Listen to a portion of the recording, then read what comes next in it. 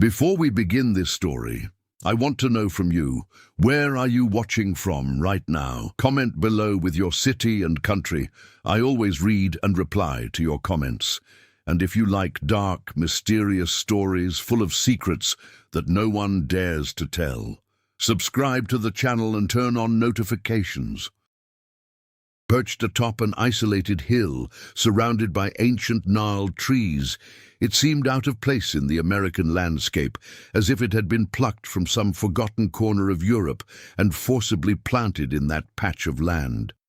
Its narrow towers, tall windows, and dark stone walls contrasted sharply with the simple modern houses that lay miles below in the small town of Blackridge, in the American Midwest. No one in the city knew for sure when it had been built. But everyone knew who had bought it. His name was Victor Reinhardt, a European baron whose fortune was as vast as it was mysterious. He had arrived in the United States years before, bringing with him a silent entourage, antique furniture, and sealed boxes that had never been opened in public. He bought the entire property outright, without negotiation, and had the mansion rebuilt exactly as it had been in his country of origin.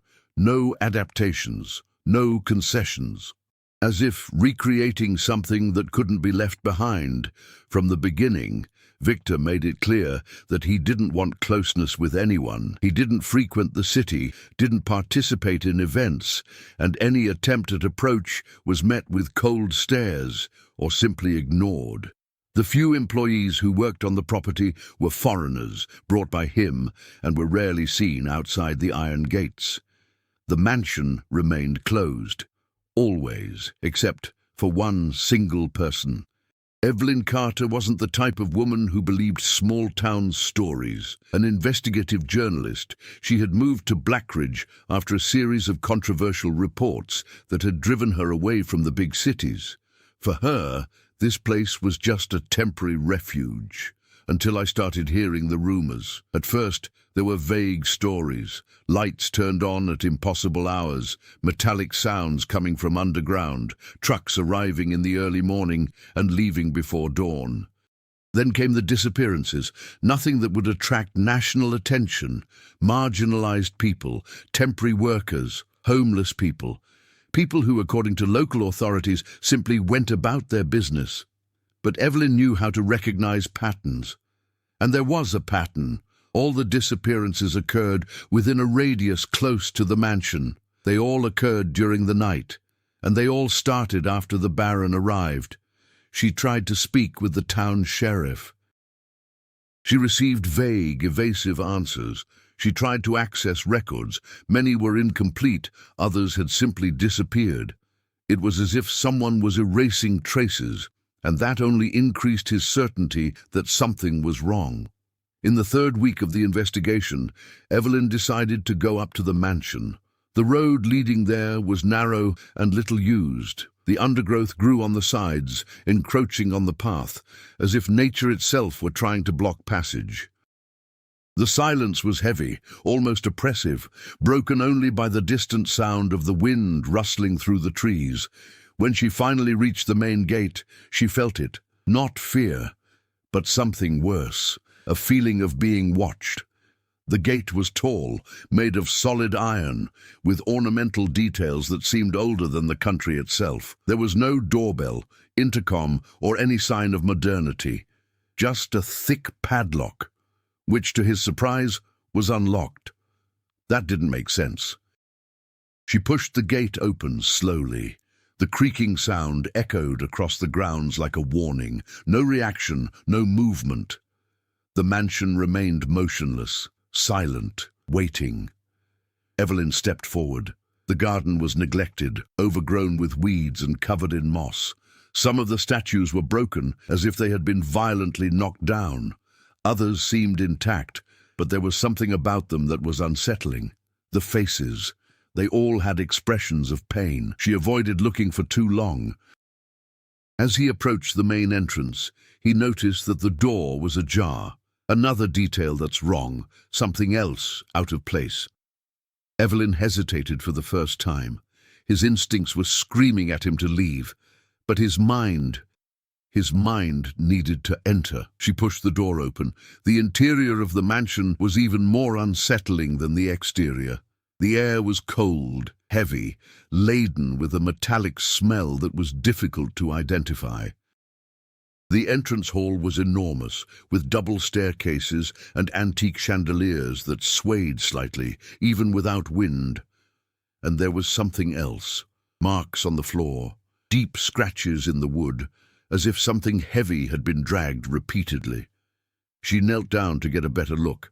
They weren't old brands. Evelyn stood up slowly. That's when he heard a sound. Low, distant, coming from somewhere below her. A metallic sound, rhythmic, like something being beaten, or someone trying to leave. His heart raced. She followed the sound until she found a hidden door under the main staircase. It was small, almost invisible, as if it had been made not to be found, and it was locked. Unlike the gate, unlike the entrance, that was protected, and for good reason. Evelyn pressed her ear against the wood. The sound stopped. Absolute silence. For a few seconds, nothing happened. Then, a single, sharp blow came from the other side. She immediately backed away, breathing fast, trying to process. It wasn't the wind, it wasn't the house's structure, that, he replied to her. And at that moment, Evelyn understood one thing with absolute clarity. The secret of the mansion was not hidden. I was in prison, and he was still alive. Evelyn did not return home immediately. She hurried down the hill, but her mind remained trapped inside the mansion. The sound, the answer. It couldn't be ignored, and more than that, it couldn't be explained simply. That night, she didn't sleep. He spread out on the table all the records he had managed to gather, clippings from local newspapers, incomplete police reports, hastily taken notes from interviews with residents. He connected the dots, drew maps, marked dates. The pattern was becoming increasingly clear, but there was something deeper, something that still didn't fit: the name Reinhardt. She decided to investigate the Baron's past. After hours of searching through digital archives and international databases, he found fragmented references from Europe, more specifically from a remote region between Germany and Poland. A place marked by ancient wars, disputed territories, and stories that were rarely officially recorded. The Reinhardt family was not just rich, it was ancient, extremely old. 19th-century accounts mentioned a Baron Victor Reinhardt, associated with isolated properties, always far from urban centers, always surrounded by strange stories. In one of the oldest records, a property had been abandoned after the disappearance of employees, exactly like in Blackridge. Another document, partially damaged, mentioned investigations that had been closed without a conclusion. Always the same pattern, always the same silence afterwards. Evelyn realized she wasn't dealing with something recent that came from a long way back, very far away. The following morning she returned to the city. I needed to speak with someone who had been there before the Baron arrived, someone who knew the history of the region beyond the official records. That's how he got to Thomas Hale, an elderly man, owner of an old shop on the main street. The place seemed more like a repository of memories than a business. Old photographs on the walls, objects forgotten by time, documents stored in wooden boxes. Thomas didn't like visitors, but he recognized Evelyn's gaze. Curiosity mixed with persistence. "You went there, didn't you?" he said, without her needing to explain. Evelyn did not respond immediately. He simply nodded. Thomas sighed, like someone who had been waiting for that moment for years. "I knew someone would come." He walked slowly to the back of the store and opened a locked drawer. From inside, he took out an old envelope. Inside it were photographs. The first one showed the land where the mansion was located before construction.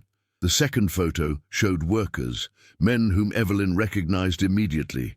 These were some of the missing people. But the third photograph made his body freeze. It was the mansion, already built, and in front of her, Victor Reinhardt, exactly the same. No aging, no change. The same cold expression, the same stance. "This photo is over 20 years old," Thomas said. Evelyn looked again. There was no doubt. It was him. "That's not possible." "That's what everyone says at first," Thomas replied, his gaze heavy, "until they begin to understand." He explained that before Evelyn arrived in town, other people had already suspected something. Some tried to investigate, others simply disappeared, and they all had something in common. They got too close to the mansion. "What's down there?" Evelyn finally asked. Thomas hesitated. For the first time he seemed scared. No one who went in came back to tell the tale. The silence that followed was heavier than any answer. But Evelyn did not back down. "I heard something," she said. "Someone or something trapped." Thomas closed his eyes for a moment. "So you're already involved." He walked to the shop door and locked it. Then he returned to it, closer now, speaking in a lower tone. "That mansion wasn't built here by chance. The Baron didn't just bring furniture, he brought something with him." "What?" Thomas took a while to reply. "A tradition." The word hung in the air, laden with meaning. He explained that the Reinhardt family was linked to ancient practices, predating even the wars that devastated Europe. These were not ordinary religious rituals. They were not popular beliefs. They were methods for prolonging something that shouldn't be prolonged. "Life?" Evelyn asked. Thomas stared directly at her. "Existence." The difference was subtle, but enough to cause profound discomfort. Evelyn felt the weight of it. If that were true, the disappearances weren't random. And the mansion was not just a place. It was a system, a mechanism. And whatever was trapped down there, it was part of him. "You need to stop," Thomas said firmly, "before it's too late." But Evelyn already knew she wasn't going. Because now it wasn't just about the story anymore. It was about who was imprisoned there, waiting, perhaps years ago, perhaps decades ago. What if he was still alive? So there was still time, but not much. Evelyn returned home with the decision made. She wasn't going to wait for help. She no longer trusted the local authorities, nor the convenient silence surrounding it all. If someone was being held captive in the mansion, and now she was almost certain there was, every minute mattered. But this time, she wouldn't make the same mistake. I wouldn't go unprepared. That same night, he began to organize everything he would need. A flashlight, recorder, camera, gloves, a small crowbar, and a weapon he hadn't used in years, kept since the days when he covered more dangerous conflicts. It wasn't just a precaution, it was instinct, and something inside her told her that this wouldn't be enough. Before leaving, Evelyn did one last thing. He left a complete dossier saved on an external server, with all the information he had gathered up to that point. Victor Reinhardt's name, the photos, the records, the map of the disappearances. If something happened to her, the truth might still have a chance to come to light. Shortly before midnight, she returned to the road up the hill. This time, the silence felt different, denser, as if the place were paying attention. The gate remained open, but something had changed. The tire tracks in the dirt were still fresh. Someone had been there recently, or it still was. Evelyn crossed the grounds more cautiously. Each step was calculated, each sound seemed too loud. When she reached the main entrance, she realized that the door was now completely closed. The previous night it was ajar. She tested the doorknob. Locked. That confirmed what I already suspected. Someone knew. Without wasting any time, he circled the house until he found a partially broken side window. The glass was already cracked, probably old, and gave way easily to the controlled touch of the crowbar. She went inside. The interior was even colder than before, but now there was something different in the air, a stronger smell, metallic, recent. Evelyn moved forward slowly, retracing her steps to the main hall. The marks on the floor were more visible now. Some looked fresh, as if something had been dragged there recently. Then she listened. Steps. Above her. Evelyn froze. The sound was slow, drawn out, but clearly human. Someone was in the mansion. She immediately turned off the flashlight, leaving only the minimal light from the camera. She hid behind one of the hall's columns, holding her breath. The footsteps drew closer to the stairs. Then they stopped. Silence. Seconds that felt like minutes. Then a dry, crackling sound echoed through the room. Evelyn peeked slowly. A figure appeared at the top of the stairs. High. Property. Observing. Even in the dim light, she recognized it. Victor Reinhardt. He didn't come down. He didn't speak. He just stood there, staring directly in the direction where she was hiding, as if he knew. Evelyn's heart raced, but she remained motionless. After a few seconds, Victor turned slowly and disappeared down the upper corridor. But that brought no relief. It brought urgency. He was there, and that meant that time was up. Without hesitation, Evelyn ran to the hidden door under the stairs. He grabbed the crowbar and began to force the lock. The metal held up, but not for long. With a loud snap, the lock gave way. The door opened. A cold, damp air rose immediately, laden with an unbearable smell. Iron, mold, and something deeper, impossible to ignore. Blood. She pointed the flashlight downwards. A narrow staircase led down into the darkness. Evelyn went downstairs. Each step creaked under his feet. The walls were of rough stone, damp, ancient, much older than the rest of the house. That hadn't been built there. That had been brought, or faithfully reconstructed. At the bottom of the stairs, he found a hallway, and then he saw the doors. From both sides, made of metal, with small openings. Aim. The air grew heavier. Evelyn approached the first one. He looked through the opening. Empty. The second one. Empty. The third, she immediately backed away. There was someone, a man, too skinny, pale, eyes open, but almost lifeless. He didn't move, but he was breathing, slowly, still alive. Evelyn tried to open the door, but it was locked. "Hey," she whispered. "Can you hear me?" No response. But his eyes moved slightly. He saw. She was moved to the next cell, another person, and one more.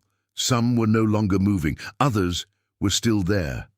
Prisoners, waiting. Despair began to grow inside her.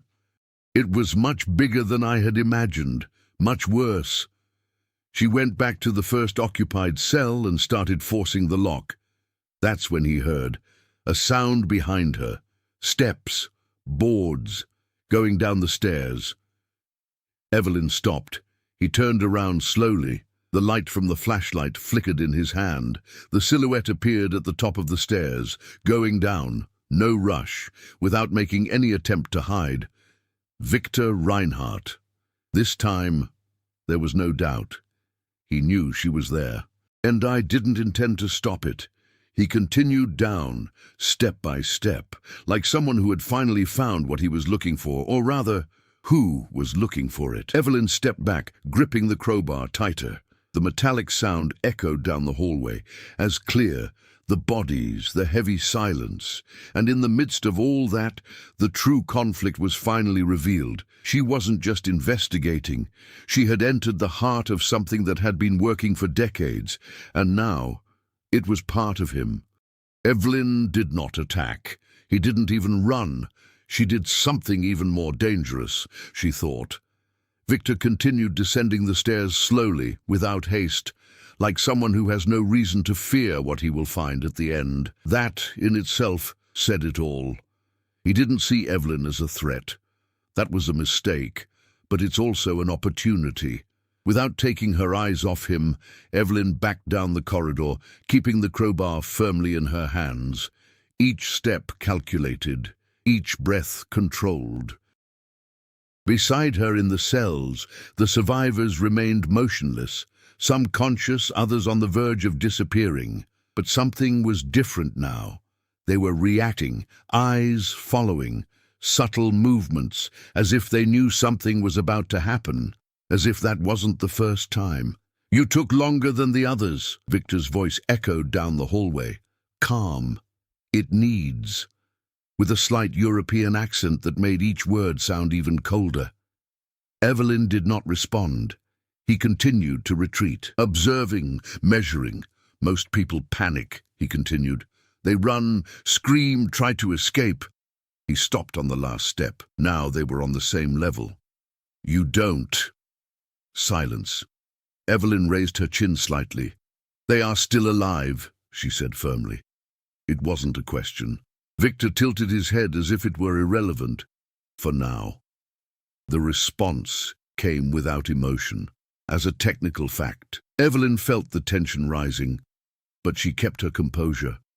Is this trafficking? Experiments? She pressed. What are you doing here? A slight smile appeared on his face, but there was no pleasure in it, just recognition. You're still trying to fit this into the world you know. He took a step forward. The dim lights in the hallway revealed more details. Immaculate clothes, without any signs of wear, and something strange about her skin, as if it were ancient. This doesn't belong to your time. Evelyn tightened the crowbar. Then explain. Victor watched her for a few seconds. Then, surprisingly, he replied. My family discovered something a long time ago, he said. Something most people go through their whole lives without even imagining. He walked slowly along the cells, running his hand over the metal doors as if inspecting a job. The human body is limited, fragile, temporary. He stopped in front of one of the occupied cells. The man inside was barely breathing, but that can be overcome. Evelyn felt a chill run through her body. How? Victor looked at her, directly. Transfer. The word echoed in the space, heavy. Wrong. Life is not something fixed, he continued. It is energy, structure. It can be moved, redistributed. Evelyn shook her head in disbelief. That's impossible. No, Victor replied calmly. It's just expensive. The silence that followed was suffocating, and then everything started to make sense. The disappearances, as clear. The bodies are alive, but emptied. You are taking their lives, she said slowly. Not immediately, he corrected. The process takes time. He moved closer. Gradual extraction. To maintain stability. Evelyn felt her stomach churn. You are killing these people. I am surviving, he replied without hesitation, but there was something more, something that still didn't fit. Why here? She asked. Why bring this to the United States? Victor remained silent for a few seconds. And then he replied with something unexpected, because it's over there. The answer came laden with something unusual, no emotion. But there are limits. My family's lands were destroyed. Wars, investigations, excessive curiosity, he said with slight disdain. The modern world doesn't tolerate continuity. He looked around. Here I could start over, but there was a flaw. Evelyn realized it even before he said it. Something went wrong, didn't it? Victor's gaze changed. For the first time, a slight detour, almost imperceptible, but enough. The system needs balance, he said. It always has. He walked to the end of the hallway, where there was a door that was different from the others, bigger, more reinforced. And this place, it's not finished yet. Evelyn felt the air grow heavier. What's inside? Victor did not respond immediately. He simply placed his hand on the door. The origin. The silence fell like a weight. Evelyn took an involuntary step back. Something about that word. It was worse than anything I had ever seen up to that point, but before he could react, a sound echoed down the hallway, coming from inside the room. It wasn't a coo. It wasn't human. It was profound. Vivo. And everyone in the cells reacted at the same time, contracting as if they felt it, as if they were connected to that. Evelyn looked around, frightened. What is that? Victor finally cracked a slight smile. But this time, there was something wrong with him.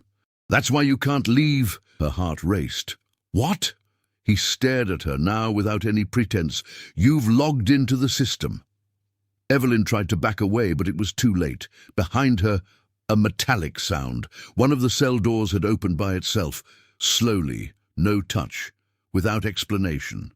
And from the inside, something moved, not like someone weak, but like something awakening. Now there was more than one enemy, more than a secret. There was a living structure, working, and beginning to react to her presence. Evelyn didn't have time to think. The open cell behind her creaked completely, the sound echoing down the corridor like a final warning. Whatever was inside, it wasn't moving like the others. It wasn't slow. He wasn't weak. It was different. She turned just enough to see. The man, or what was left of him, was standing. But that wasn't possible. Minutes earlier, he could barely breathe. Now his eyes were wide open, and there was something inside them, something active. Something is wrong. His movements were stiff, almost mechanical, as if he were being guided by something invisible. His skin, once pale, now appeared darker, marked by visible veins that pulsed slowly. Evelyn Recue, what did you do to him? Her voice came out more tense than she intended. Victor did not respond immediately. He was watching. Pay attention. Like a scientist facing a critical experiment. I didn't do it now, he said finally. You did. The response hit Evelyn like a blow. Don't come at me with that. The presence of someone new, Victor interrupted, speeds up the process. He took a step forward. The system reacts. The man left the cell. One step, then another one. Each movement more firm than the last. But there was something deeply disturbing. He wasn't looking at Victor. His gaze was fixed on Evelyn, as if he recognized her. Or worse, as if I needed her. This isn't survival, she said, her breath quickening. This is something else. Adaptation, Victor corrected. But there was something different about his tone now. Something that wasn't there before. Voltage. For the first time, he wasn't completely in control, Evelyn realized, and that changed everything. You weren't expecting this, she said more firmly. Victor did not respond, but it wasn't necessary. The silence confirmed it. Man, or creature, moved faster. Now there was no doubt. That wasn't natural. And then it happened. The other cells began to react. First a slight tremor, then another one, and then beats from the inside out, one after the other. It was as if everyone inside had been activated at the same time. The entire hallway vibrated with the sound. Evelyn felt the despair growing. What is happening? Victor finally moved quickly, for the first time. He walked to the reinforced door at the end of the corridor and began to turn an old mechanism embedded in the wall. Internal gears began to move, producing a heavy, deep sound. This shouldn't happen now, he said, more to himself than to her. Now there was urgency. Real. You said you control this, Evelyn shouted. I control the process, he replied curtly, not the origin. The word has returned, heavier than before, closer, and then the door at the end of the hallway began to move. Slowly, opening up from the inside, Evelyn felt the air change, literally, as if something were being released, something old, something that didn't belong there. The man in front of her stopped, his whole body trembled, and then he fell to his knees, but not out of weakness, of submission. The banging in the other cells stopped instantly. Total silence, absolute, as if everything were waiting. Evelyn couldn't take her eyes off the door. A darkness denser than usual filled the interior. It wasn't just the absence of light. It was a presence. Something was there, observing, without a defined shape, but undeniably aware. What is this? Evelyn whispered. Victor didn't look at her. His eyes were fixed on the opening, and for the first time since she met him, there was fear. That, he said in a lower voice, is what keeps us going. The air grew heavy, almost impossible to breathe, and then a truth began to form in Evelyn's mind. Slow. Terrible. She said, "You don't control that." Silence. You're suited for that. Victor closed his eyes for a second, And that was the confirmation. But the real turning point was yet to come. Because at that exact moment, the thing in the darkness, it moved, not outside, but towards her, directly to her. Evelyn felt a pressure inside her head, as if something was trying to get in.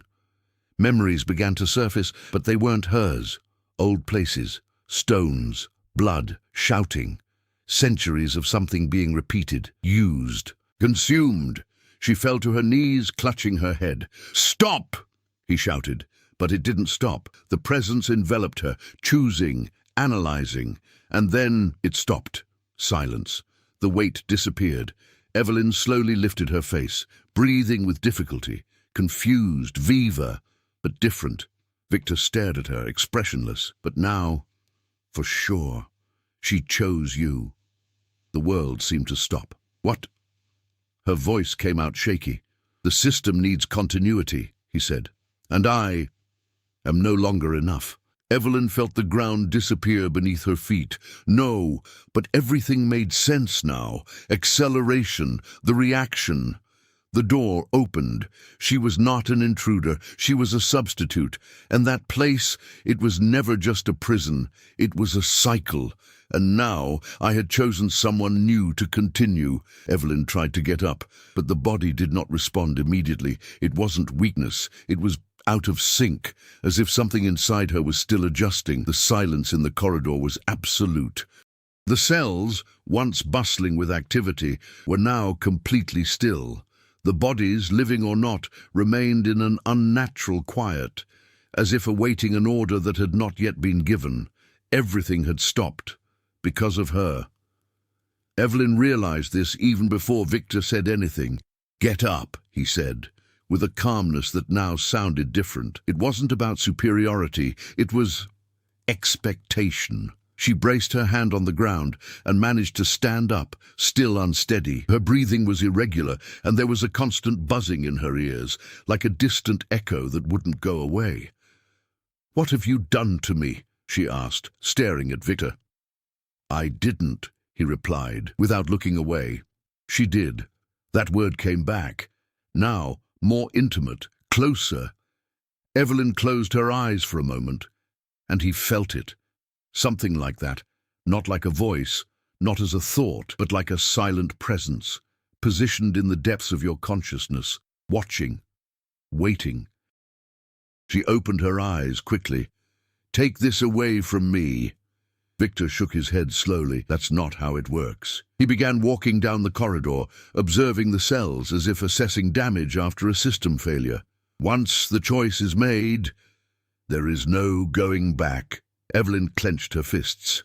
"I didn't choose anything." "No," he agreed, "but this was never about choice." The weight of those words fell heavily upon her.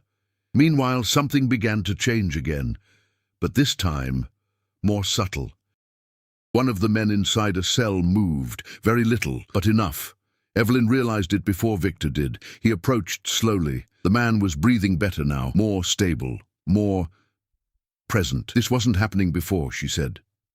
Victor approached, observing, in silence. Another body reacted, and then another, like a slow wave spreading down the hallway. The survivors were changing, but not in the same way as before. This time, they weren't being drained. They were stabilizing. Victor frowned slightly. "This is new." Evelyn turned to him. "New or wrong?" He didn't answer immediately, but for the first time there seemed to be no ready explanation. And that was dangerous, very dangerous, because it meant that his control was over. "You said this requires balance," Evelyn continued. "What if I am that balance?" Victor stared at her, for a long time, analyzing. Or, she took a step forward. "Maybe you've been getting it all wrong this whole time." The silence that followed was different, not tense, but full of possibilities. And then a sound coming from the open room, deeper this time, closer. The presence reacted, but not aggressively, with attention. Evelyn felt that slight pressure in her mind again. But now it wasn't invasive. It was connected. as if something were trying to communicate, not in words, but in intention. And somehow she understood. Things didn't have to continue like this. That's how things were being handled. Damn Victor, for his family, for generations. You fueled this with fear, Evelyn said, looking directly at him, with pain, with control. Victor did not deny it. It worked. No, she replied. She maintained. The difference was everything, and then something even more unexpected happened. One of the cells opened, alone, but this time gently, without violence. The person inside fell forward, weak, but conscious. Viva. Evelyn ran to her and held her. The body trembled, but there was an answer. There was real life. This has never happened before, Victor murmured. Now there was no doubt. Something fundamental had changed, and that something... Era Evelyn. But along with that change came another consequence. Quieter, more dangerous. The connection within her grew stronger, clearer, more present. And with it came a feeling. Hunger. Not physical, but essential. Deep. Old. Evelyn froze for a second. He felt it. He acknowledged it. And he tried to deny it, but it was there. No, he whispered. Victor realized it immediately. He approached, now with a completely different perspective. You can feel it. It wasn't a question. It was confirmation. Evelyn Riku, this isn't mine. But his own voice didn't sound convincing, because deep down, she knew. That's the price of balance, Victor said. It always has been. Silence fell again, heavy, inevitable. She could save those people, change the system, interrupt the pain cycle, but not without a cost, never without cost. And now the choice that didn't exist before, it was beginning to emerge, not as freedom, but as a responsibility, because for the first time, someone had a chance to change all of that. But maybe you had to become a part of it to succeed. Evelyn walked away, instinctively, as if he could escape what he was feeling, but it was no use. The presence remained there, silent, observing, and now, demanding. The sensation of hunger wasn't constant, but came in waves, short, intense, and increasingly difficult to ignore. It wasn't pain, it wasn't a physical need, it was internal pressure, as if something inside her needed to complete a cycle. She braced her hands against the cold hallway wall, trying to regain control of her breathing. "I'm not going to do that," he said firmly, even though he didn't know exactly who he was answering to. Victor watched closely, without interrupting. "You can hold out," he said finally. "For a while." Evelyn glared at him angrily. "I am not you. Not yet." The answer was straightforward, free, but not provocative. Factual. Evelyn closed her eyes for a second, trying to organize my thoughts. She couldn't lose control. Not there. Not with those people depending on her. And that's when he realized something important. The connection wasn't just about hunger, it was also perception. She could sense others, the people in the cells, your conditions, their weaknesses. Who was closest to death? For those who still had a chance, it was like an invisible map inside her mind. And that changed everything. Evelyn opened her eyes again, now more focused. More focused. "If that's what balance is all about, then I decide how," she said. Victor tilted his head slightly. Interested. "Do you think you can redefine something that has existed for centuries?" "No," she replied, "but I can interrupt the way you did it."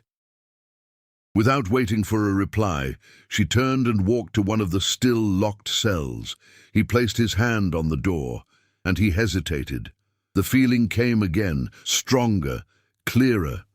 The connection pulsed, and for the first time, she couldn't resist. But it didn't give in completely either. She was in control. He directed it. He took a deep breath and pushed the energy back, inside, for the person in the cell. The effect was immediate. The man's body reacted, gasping for air more forcefully, as if he were returning to the surface after a long drowning. The door unlocked itself, and he fell forward. Vivo. Weak, but I'm alive. Evelyn held him, helping him to brace himself. The shock coursed through his body, not from pain, but from exhaustion. She let go slowly. This, Victor murmured, observing intently, shouldn't work like this. Evelyn was breathing with difficulty, but there was something new there. Clarity. You always took, she said. I can give. The silence in the hallway was different now, no longer an oppressor, but unstable, as if something were being rewritten.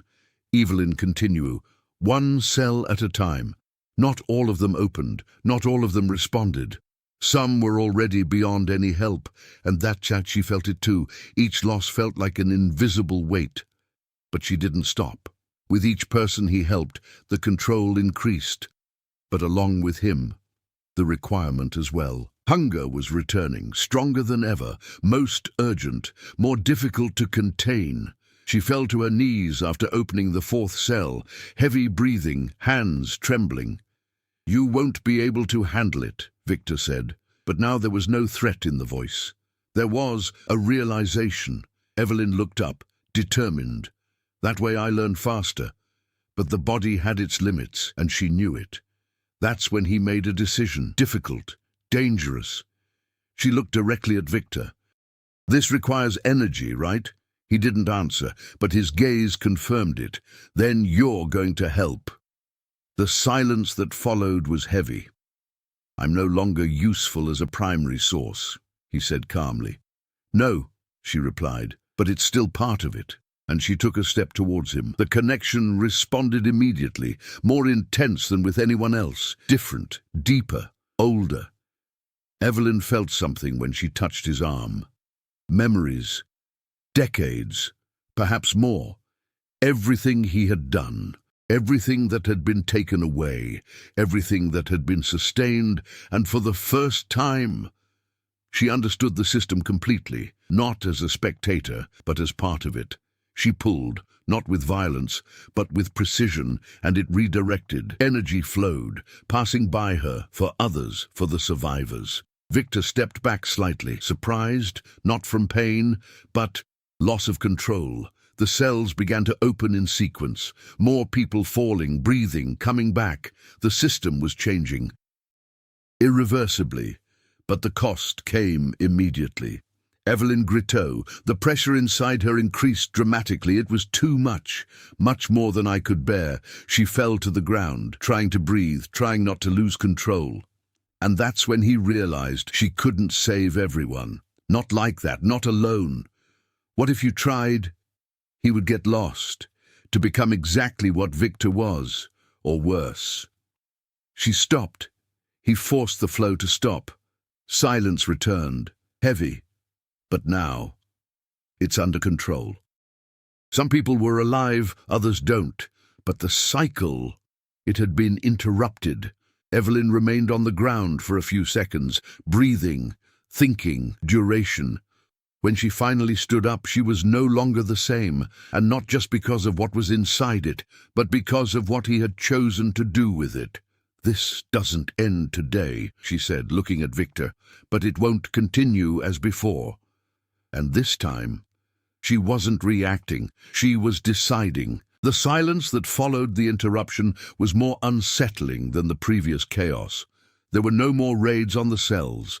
There were no more uncontrolled movements. The entire mansion seemed suspended, as if waiting for the next decision. Evelyn remained motionless for a few seconds, observing the corridor. Some people were still breathing heavily on the cold stone floor.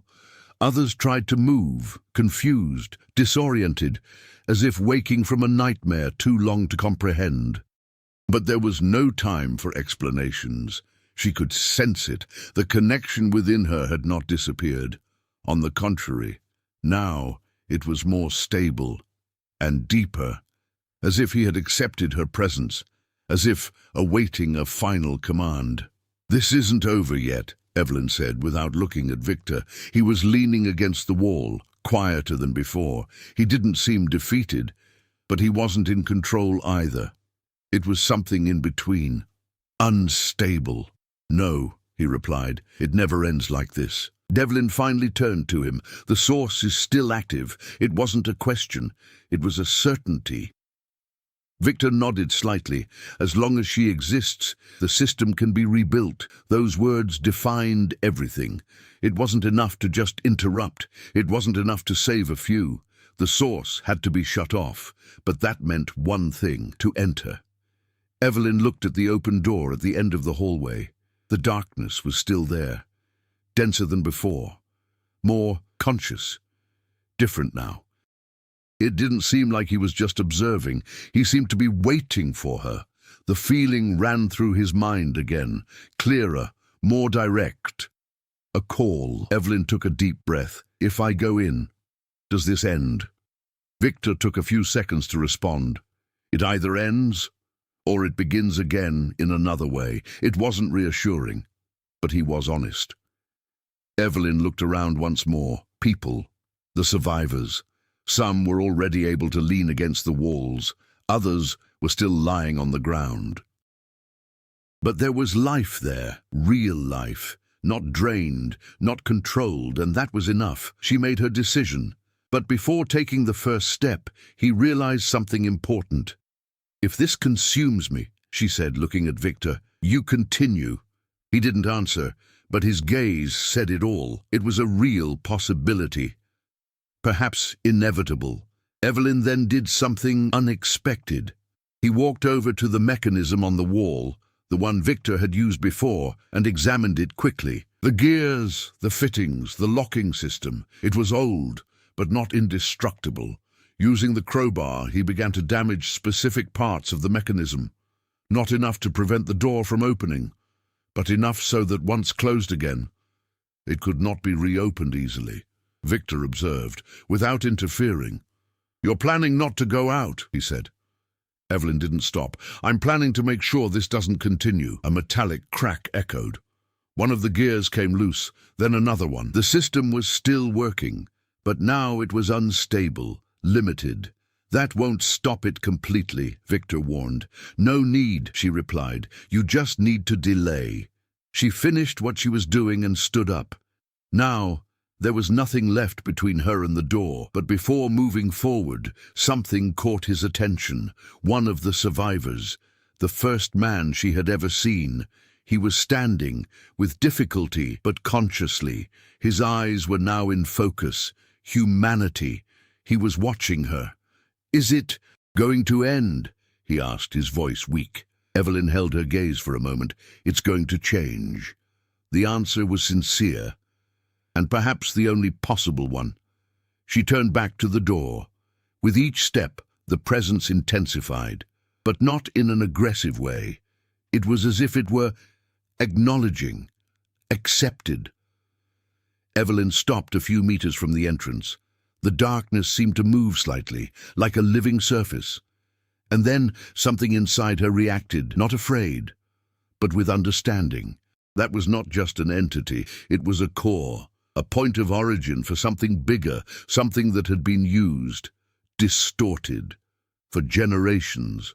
"You never controlled that," she said, without looking at Victor. "No," he replied, "but I survived because of it." Evelyn nodded slightly, and he took the final step, stopping right at the entrance. The invisible line between what was still human and what was no more. Behind her, the hallway, people, the reality. Ahead, the absolute unknown. The connection pulsed once more, strong, definitive. Evelyn closed her eyes for a brief moment, not to run away, but to prepare.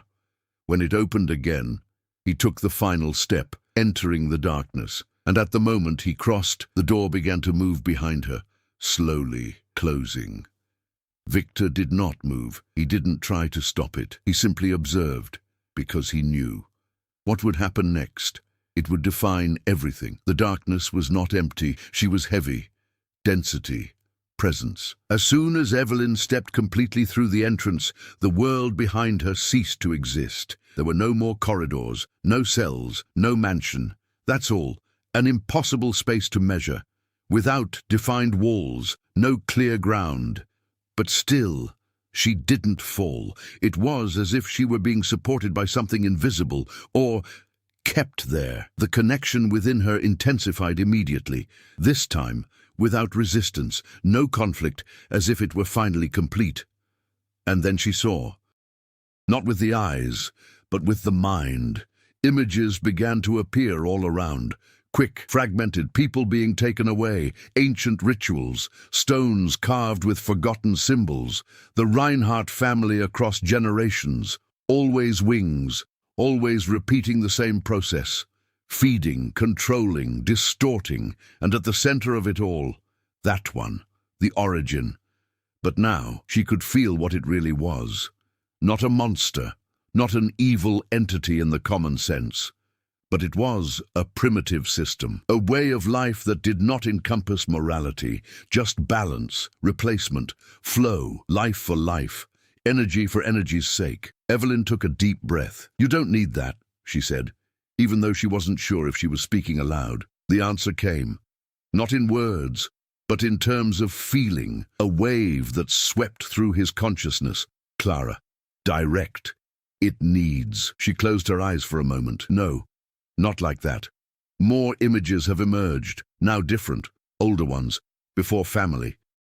Before the distortion, people connected to that, but they are not being drained, sharing, balancing, without violence, no imprisonment. Evelyn understood. The original system wasn't the problem was the usage. She opened her eyes, then change. The surrounding space seemed to react, as if that idea was new, as if it had never been considered, or it had never been allowed. The pressure increased, much more intense than before. The connection required something, a final decision, not partial, not temporary, total. And then came the final understanding. To change the system, she would have to become the central point of his life, replace everything that Victor and his lineage had built. But that meant one thing: she wouldn't leave. Never. Evelyn hesitated for a single second. He thought about the people out there, in the life he had, regarding the possibility of returning. But then, images of the survivors have returned. As clear. The bodies. Decades of pain. Centuries of repetition. And the answer came, undoubtedly, without fear. He arrives. The word echoed. And this time, it worked. The connection exploded inside her, not in a destructive way, but expansive, as if it were being reconfigured. Evelyn couldn't resist. He didn't fight. She drove, redirected, it restructured. The energy began to flow differently, no more pulling by force, but distributing, balancing. The fragments of lives trapped in that system began to break free. It's dissipating. To find rest, the surrounding area began to change. The darkness lost its density, becoming lighter, more quiet.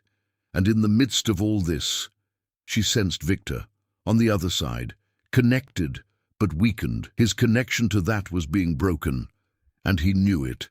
Evelyn gathered what little strength she had left, and he made the final change. Cut it off. It's a tool. Definitely. Outside, Victor fell to his knees. The connection that had sustained him for decades disappeared.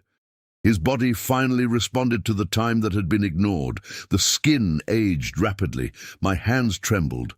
Breathing failed. But he couldn't resist. She just stared at the closed door, and for the first time, he seemed at peace, back inside space. Evelyn felt the system stabilize, now in a new form. No cells, no extraction, without forced control. But it still exists, still working, and with a new center. She, the silence that followed. It was unlike anything else, not oppressive, not empty. But balanced. Evelyn took a deep breath, for the last time, just like before, knowing exactly what he had done. And what did that mean? She didn't win, not in the usual sense. She became the solution, and the price, it was to remain. The silence inside the mansion lasted for a few seconds, but outside, the world went on. And, for the first time in decades, without interference. The door at the end of the hallway finished closing with a dry sound. Definitive. The gears, damaged by Evelyn, were locked in place, preventing any simple reopening. The mechanism still existed, but now it would require something that no one there possessed anymore: knowledge or access, and Victor Reinhardt no longer had either of them. His body remained kneeling for a few moments, trying to keep up with the time that was finally catching up with him. His hands, once steady, now trembled uncontrollably. His breathing was short and irregular, fragile, human. He tried to stand up, but he couldn't. He fell sideways, barely able to support himself on the cold stone floor. His eyes were still fixed on the door, but there was no longer any expectation for them, no control, no calculation needed, just acceptance. Around them, the survivors began to react. Some were getting up slowly, others were still sitting or lying down, trying to understand where they were, what had happened, how much time had passed. The man Evelyn had helped first was the one who managed to stand most firmly. He looked around, recognizing the others, noticing each one's condition, and then his eyes went to Victor. He cautiously walked towards the fallen Baron. He stopped a few steps away, observing. There was no immediate anger, just gradual understanding. "It was you," she said, her voice still weak. Victor did not respond, but he didn't deny it. The man took a deep breath. The weight of it all seemed too great for any simple reaction. "Is it over?" he asked, more to himself than to anyone else. And this time, no one answered, because nobody knew for sure. But one thing was clear: things weren't working like they used to. The cells did not react. The air felt different, lighter, more normal. Other survivors began to move, supporting each other, helping each other. Some were crying, others remained in absolute silence. But they were all alive, and that in itself was something that place hadn't offered in a long time. One of the men found the ladder and pointed upwards. "We need to get out of here." The sentence broke the state of paralysis. One by one they began to climb, slowly, with difficulty, but determined. The first man looked one last time at the closed door, and then it continued. Nobody tried to open it. No one came near, as if everyone knew instinctively that it was no longer something that should be touched. At the top of the stairs, the mansion's hall seemed like a completely different place. Still old, still silent, but without that oppressive feeling. The windows, once dark, now let in the faint light of dawn. Time had passed, more than anyone there could measure. They went out through the main door. The cool air hit their faces like a shock. Some fell to their knees on the grass. Others simply stood there, looking around, trying to accept that they were free. The mansion behind them remained motionless, silent, as if nothing had happened. But things had changed, deeply, inside her. Something still existed, but not like before. Back inland, Evelyn no longer saw darkness in the same way. Now there was a form, structure, flow. The system was calm, balanced, and she felt every part of him. But different from Victor. She didn't need to arrest anyone. There was no need to force anything. The connection was now working differently, slower, more natural. Without violence. She realized something important at that moment. That wasn't a prison, it never was. It was transformed into this, and now it had been transformed again. Evelyn walked through the space, or what appeared to be a space. There were no walls, but there were boundaries. There was no light, but there was no complete darkness either. It was something in between the two. And for the first time since he entered, she felt no fear. But I didn't feel free either. She understood. That was no place to leave. It was a point of permanence, a center. And now, it was her responsibility. From the outside, the mansion would begin to attract attention. The survivors would speak. The authorities would come. Stories would emerge. But none of them would fully explain what really happened, because certain things, they cannot be explained, just lived experiences, or kept. And within that space invisible to the world, Evelyn stayed, not as a victim, not as a prisoner, but as something new, something that broke a cycle, and he started another one. Months later, the mansion on the hill was officially condemned to public use. Authorities surrounded the site, investigators came from different states, and stories began to circulate, distorted, incomplete, fragmented versions. They spoke of kidnappings, illegal experiments, an eccentric millionaire who went mad. But none of them explained everything. I could never explain it. Victor Reinhardt died a few days after being found. The cause was recorded as multiple organ failure, inconsistent with his apparent age. A strange case, quickly closed. The survivors went their separate ways. Some disappeared off the radar again, others tried to rebuild their lives, but they all had something in common. None of them returned to the hill, and yet, sometimes, during the night, some swore they felt a presence, not threatening, non-invasive, just observing. As if something was still there, maintaining balance and waiting, and now I want to know from you. If you were in Evelyn's place, would you have made the same choice? Would I enter the darkness, knowing that I might never be able to leave again? Or would she turn her back and leave that secret buried forever? This story shows that not all evil is destroyed. Sometimes it needs to be understood or transformed. But the question remains, how far would you go to change something that has existed for centuries?